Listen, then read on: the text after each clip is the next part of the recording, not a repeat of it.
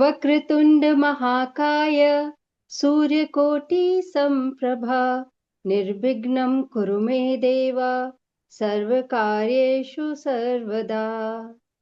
Ganpati Bappa Morya, Mangal Murthy Morya.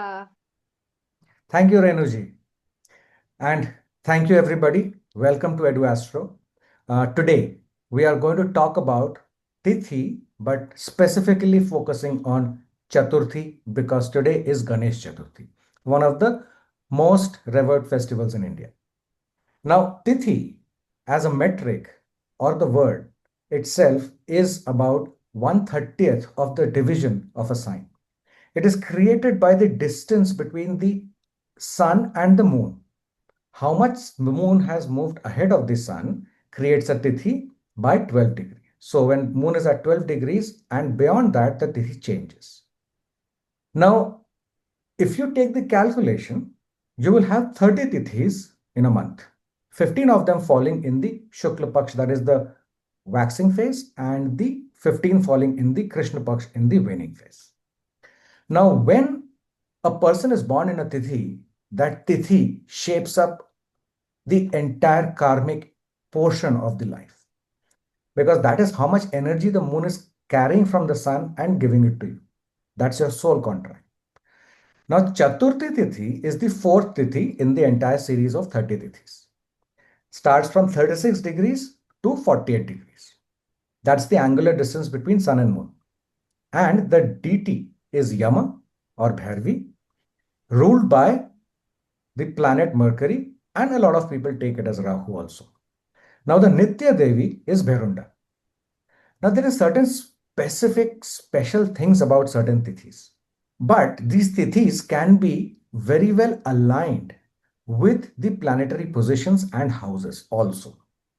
So, for example, if you have a sun in Aquarius or sun in Taurus, as per the sidereal Vedic calendar, these people will feel the effects of Chaturthi Tithi in their life very profoundly. And Sun and your Aquarius and Taurus, they are your natural Dhana Bhava, second house and 11th house, Taurus and Aquarius. So the financial theme comes out very profoundly in the lives. Now, if the planetary positions are reflected, then you will, of course, see stability or instability issues in the finances. But if they are blessed with certain aspects or certain blessings in the chart, then the story will change. But that's a different topic. The point is that effects of Chaturthi Tithi will be felt by Sun in Aquarius and Sun in Taurus people very profoundly. When you have combinations like these in the charts, the Chaturthi Tithi actually asks you to learn about how to talk, about more about your speech, more about your appearance, more about your desires. You must learn how to use them positively than in any other manner. Renuji, please add your चतुर special points. चतुर्थी तिथि यानी fourth तिथि, और आज गणेश चतुर्थी है, यानी कि ये बर्थ तिथि है गणपति जी का। अगर हम एस्ट्रोलॉजी से इसको देखें तो ये चौथे, छठे और 8वें और 12वें भाव से जुड़ा हुआ है, जो कि डेप्थ, ऑब्स्टिकल्स एंड स्पिरिचुअलिटी का भाव है। यानी कि इससे हमें स्पष्ट होता है कि हमें किन चीजों पे फोकस करना चाहिए जब आपका जन्म चतुर्थी को हुआ है। उसके साथ ही साथ जो चतुर्थी तिथि है वो रिक्ता तिथि कहलाती है, जो कि किसी भी ऑस्पिशियस वर्क या मटेरियल लेवल पे काम करने के लिए नहीं अच्छा होता है, बट स्पिरिचुअल लेवल के लिए बहुत ही अच्छा होता है, जो कि आपको स्पिरिचुअली अपलिफ्ट करता है एंड तप बढ़ाता है। ये तिथि जो है वो एक कर्स को कैरी करता है, जो कि गणपति और चंद्रमा के कहानी से जुड़ा हुआ है। इसको हमें योगिता बताएगी। Thank you Renu. जैसे रेनू ने अभी अभी कहा कि चतुर्थी तिथि रिक्ता तिथि है और इस तिथि के साथ एक श्राप जुड़ा हुआ है। इस श्राप की कहानी का उल्लेख कई पुराणों में हमें मिलता है। हालांकि वराह पुराण में चतुर्थी तिथि की उत्पत्ति और उसका महत्व ये पूरी विस्तार से दी गई जानकारी है। अध्याय 23वां, रेफरेंस के लिए आप इसे पढ़ सकते हो। The story of curse which is related to Chaturthi tithi कुछ इस तरह से जाती है कि गणपति जी के मोटे पेट और उनके हाथी की सूंड जैसे मुंह को लेकर चंद्रदेव ने उनकी खिल्ली उड़ाई थी, उन पे हंस पड़े थे, जिसकी वजह से गणपति जी को बहुत गुस्सा आ गया और उन्होंने चंद्र की ओर देखते हुए कहा, O moon, you are full of pride in your beauty. From today, anyone who looks at you on this Chaturthi will be falsely accused. कहा जाता है कि इस दिन चंद्रमा को देखने से जातक पर किसी भी तरह का एलिगेशन या आरोप लग सकता है। अगर हम इसे ज्योतिष की दृष्टि से देखें या कुंडली की दृष्टि से देखें, तो ये श्राप या ये कर्ज आपके चार्ट में किसी भी तरह से कार्मिक पैटर्न में अनफोल्ड हो सकता है। हाँ, ये इस तिथि का, जैसा भी योगिता ने बताया कि ये इसका जो कर्ज, जो उन्होंने स्टोरी बताया है, तो इस कर्ज से भगवान कृष्ण भी अछूते नहीं रहे थे। एक बार उन्होंने चतुर्थी तिथि पे चंद्रमा को देख लिया था, जिसकी वजह से उनके ऊपर सम्यक्त मणि को चुराने का आरोप लगा था। उसके बाद जब उन्हें इसका पता चला तो उन्होंने चतुर्थी की पूजा की, उस पे उन्होंने व्रत रखा, उसके बाद इस आरोप से बरी हो पाए।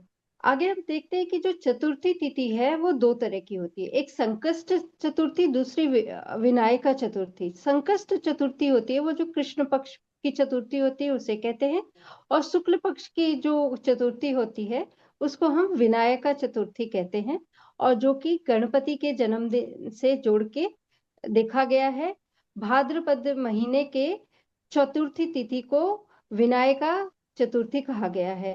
संकष्टी जो चतुर्थी है, हर महीने के चतुर्थी, कृष्ण पक्ष के चतुर्थी को आता है, और इसको हम ऑब्स्टिकल रिमूव करने के लिए बहुत अच्छा मानते हैं। इस दिन हम फास्ट करते हैं, गणपति की पूजा करते हैं, जिससे कि हमारे विघ्न हरता हमारे विघ्न दूर करते हैं और हमारे जीवन में सफलता लाते हैं।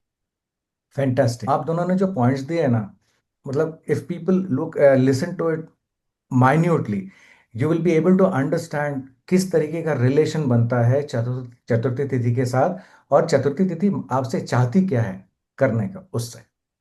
Now of course Chaturthi tithi has its own remedies, and there are certain general ones good for anybody. So if you are born on a chaturthi, if there are malefics in your fourth house, sixth house, eighth house, or 12th house, performing Ganesh Puja with Durva grass, red colored hibiscus flower, and Modak is very beneficial.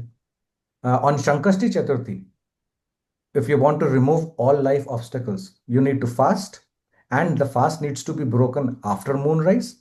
Doing the Ganesh Puja will help you remove all your karmic obstacles.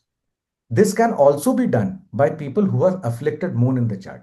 अगर आपका moon पीड़ित है chart में किसी भी तरीके से, अच्छी तरीके से, सो आप ये फिर भी कर सकते। अगर गलती से आपने कोई चतुर्थी को, गणेश चतुर्थी को, मून को देख भी लिया, चांद को देख लिया, as per the Puranas, listening to Syamantak mani story, अगर आप समयंतक मणि के स्टोरी कहानी को सुनते हो, ये एक बहुत बड़ी रेमेडी है जिससे कि आपका वो कर्ज निकलता है। ये ब्रह्म वैवर्त पुराण में दिया हुआ है। नाउ रिसाइटिंग ऑफ गणेश मंत्र ऑन चतुर्थी, ये दो टाइप के मंत्र हैं, लेकिन आपको ये पता होना चाहिए किसके लिए है। ओम गम गणपते नमः removes daily obstacles, and Om Vigneshwaraya Namah removes karmic obstacles. So now you have all the remedies, which are the general remedies, but very powerful and potent ones, which you can use if you are facing any issues on the Chaturthi Tithi. Renu ji, Yogita ji, any specific points you want to add? Because I think this information is very valuable for all the viewers. मैं ये कहना चाहूंगी कि जैसे रेणु ने चतुर्थी कृष्ण पक्ष की और शुक्ल पक्ष की बताई, संकष्टी कृष्ण पक्ष की और विनायकी चतुर्थी की, और कबीर जी ने गणपति जी के पूजन की विधि बताई आपको। Modak, the sweet dish modak, ये गणपति जी के बहुत फेवरेट है। सिर्फ मोदक उनके सामने रखने से वो प्रसन्न हो जाते हैं। तो सोचो, जो विघ्नहर्ता है, जो इतनी जल्दी प्रसन्न हो जाता है, आपके कार्मिक ऑब्स्टेकल्स, आपके कार्मिक ऋण को सेटल करने के लिए इससे अच्छा मौका और दूसरा नहीं मिल सकता। उसके साथ ही मैं ये भी कहना चाहूंगी, आज चतुर्थी है, आपके सामने हमारा वीडियो है, तो इसका लाभ उठाइए इसको देखिए, समझिए और विघ्नहर्ता का पूजन के साथ ही उनका आशीर्वाद प्राप्त करिए। तो इसी के साथ गणपति बप्पा मोरिया, मंगल मूर्ति Moriya. Thank you so much, Renuji and Yogita ji. And guys, if you have any questions, please do write down in the comment section. We will be getting back to you. And thank you again for watching, listening. Please do like, share, and subscribe. And we'll see you in the next video.